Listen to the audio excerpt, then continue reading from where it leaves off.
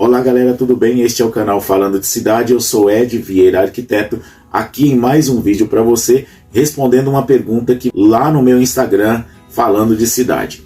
Quais as áreas da prefeitura para fazer uma casa?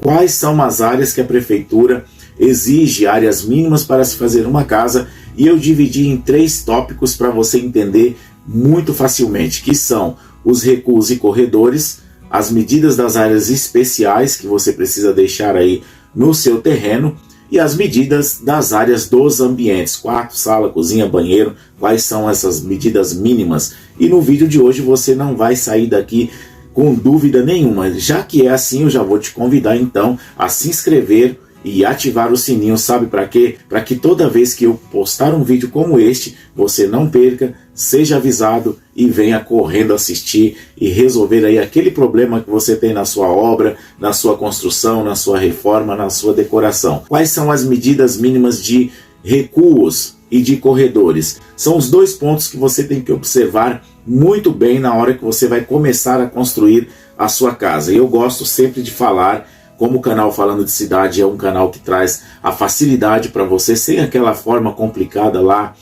dos arquitetos, dos engenheiros, nós simplificamos para que você possa compreender, e eu gosto de levar também àquele que quer construir aí sem um projeto aprovado na prefeitura.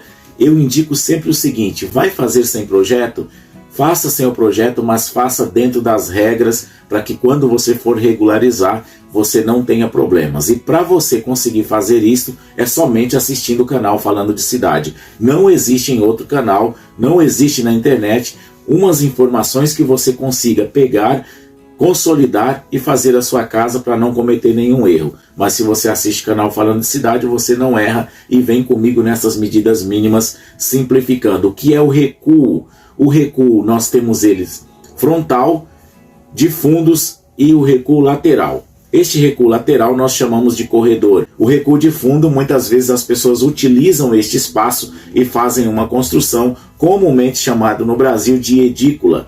Este tipo de construção você tem que verificar se é obrigatório ter o recuo de fundo aí na sua casa, se a lei da prefeitura, a lei da sua cidade exige este recuo. Caso exigir, você não pode construir. O recuo de frente é aquela parte sem construção lá na frente da sua casa, que muitas vezes as pessoas cobrem este recuo.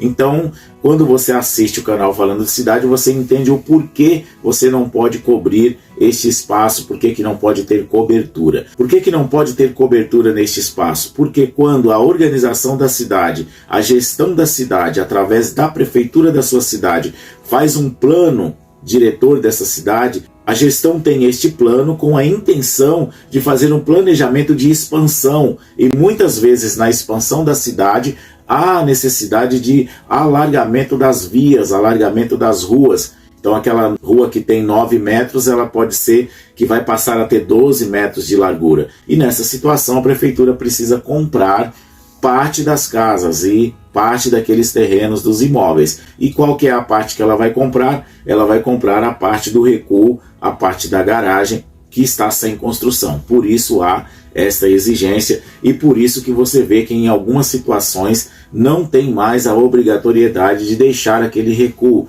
Então você precisa prestar atenção na legislação, na lei, no plano diretor mais novo da sua cidade, para ver se existe a obrigatoriedade de você deixar este recuo ou não. Esteja sempre atento à legislação. Ed, aonde eu consigo esta lei? Onde eu consigo essa legislação? Olha, se você vai fazer aí sem projeto, que é o que eu não recomendo, mas se você vai fazer, você está aqui para buscar a informação, você tem que ir até a sua prefeitura, vai até a prefeitura da sua cidade, procura o setor de obras, o setor de aprovação de projetos, o setor de construção, e você vai pedir qual que é o plano diretor, qual o código de obras daquela cidade e quais os recuos mínimos, qual a necessidade mínima que você precisa deixar na construção da sua casa. E este departamento vai te dar essas informações. Este é um dos primeiros caminhos que você tem que contar, que você tem que levar em conta. O outro ponto que a gente precisa observar são os recuos laterais, que são os corredores. Estes corredores laterais, esses recuos laterais, em muitas situações eles não existem. Em muitas situações eles não exigem um afastamento mínimo. A única situação que vai exigir um afastamento mínimo é quando você tem uma janela virada para aquele corredor. Neste caso, quando você tem uma janela, há necessidade de que o corredor tenha 1,35 m mais 15 centímetros de muro, vai dar 1,50 m, que é a medida mínima de um corredor quando uma janela está virada para o vizinho. Porque o alinhamento da sua janela e o alinhamento do terreno do vizinho tem que possuir no mínimo 1,5 m de afastamento. Agora nós vamos ter as áreas especiais, que é o segundo tópico do vídeo de hoje, que eu falo com você quais são estas áreas especiais. As áreas especiais são 3: a área computável, a área não computável e a área permeável. Isso é muito importante você observar, é muito importante você levar em conta, porque nessas situações é bem capaz de você não conseguir regularizar a sua construção. Se você fizer ela sem aprovação da prefeitura e tentar regularizar depois, você não consegue, porque fica com construções que são muito grandes, que ocupam todo o terreno, que ocupam todo o espaço, e a prefeitura não poderá aprovar, a não ser que você faça a demolição. Então vem com o Ed para você entender tudo sobre este segundo tópico, que são as medidas de áreas especiais. E se você está aqui, chegou pelo título deste vídeo e ainda não se inscreveu, se inscreve, ativa o sininho. Sabe para que você vai ativar o sininho? Para que toda vez que eu postar um vídeo como este, o YouTube te avise e você vem correndo assistir,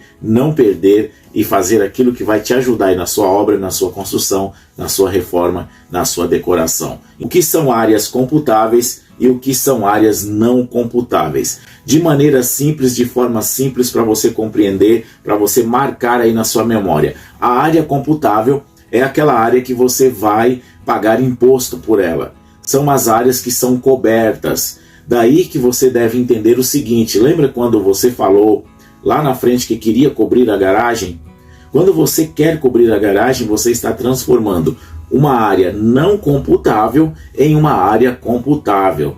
Então você já começa a entender o que é computável, o que é não computável. A área computável é uma área construída que você vai pagar imposto, vai pagar IPTU por esta área. A área não computável é uma área construída que você não vai pagar imposto por ela. Por exemplo, a piscina é uma área construída, mas ela não tem cobertura, então você não paga imposto por esta área da piscina.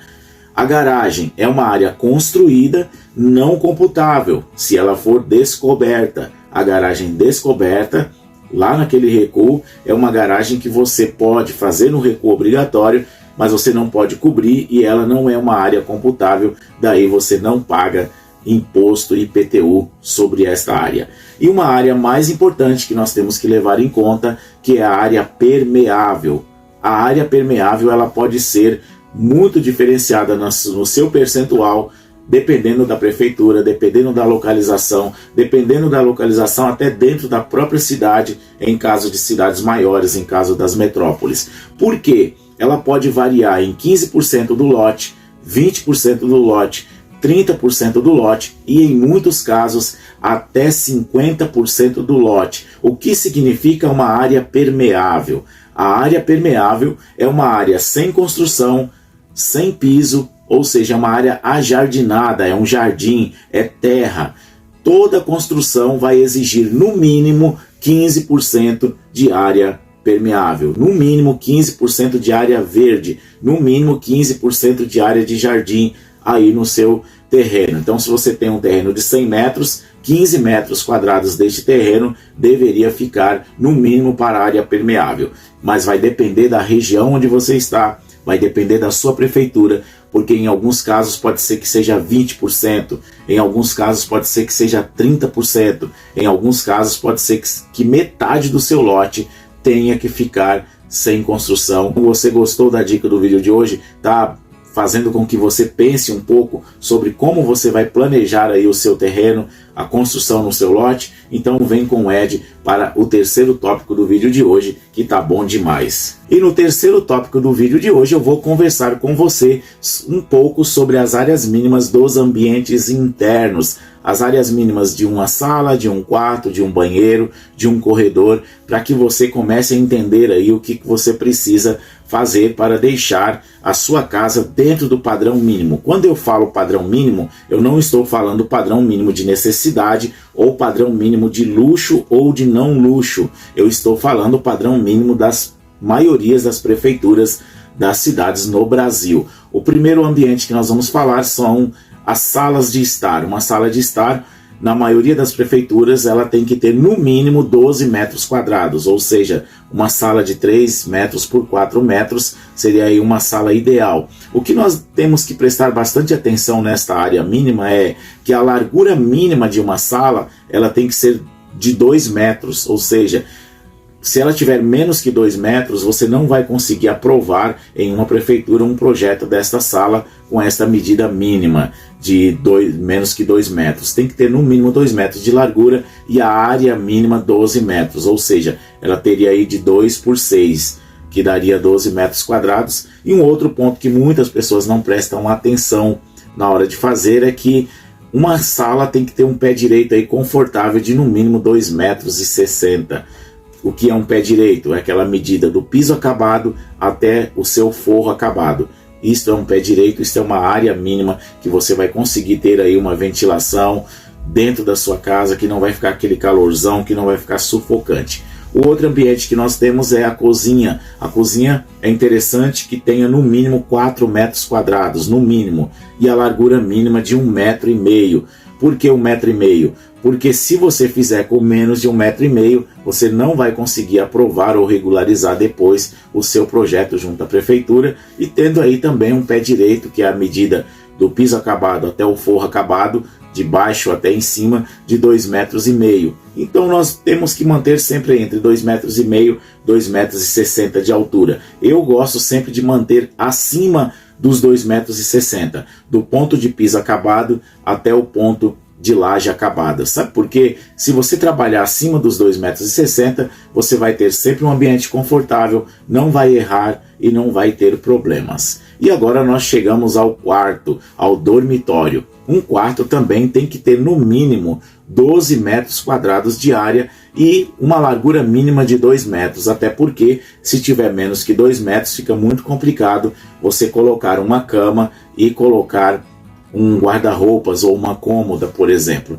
E há algo importante aqui que eu vou falar sobre o quarto. O quarto precisa obrigatoriamente ter 12 metros quadrados? Não, ele pode ser menor desde que tenha 2 quartos na casa.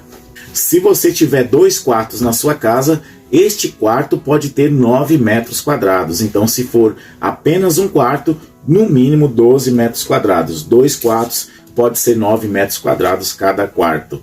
O outro ambiente de área mínima que nós vamos finalizar o vídeo de hoje falando é o banheiro. O banheiro ele tem que ter no mínimo 1,50 m de área quadrada, de largura mínima de 80 centímetros.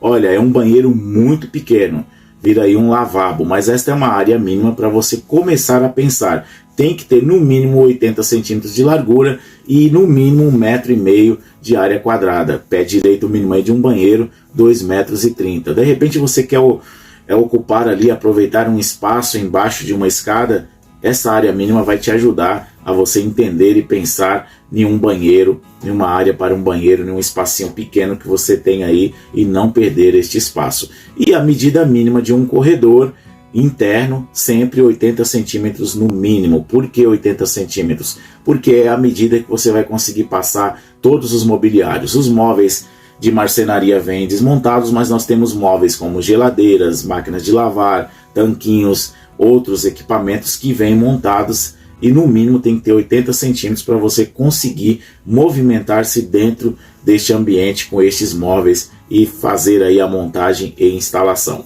Galera, este foi o vídeo de hoje, um vídeo no qual eu falei um pouco sobre as medidas mínimas da prefeitura para construir a sua casa. Se você ainda não é inscrito, se inscreva, ative o sininho e vem com o Ed, canal Falando de Cidade.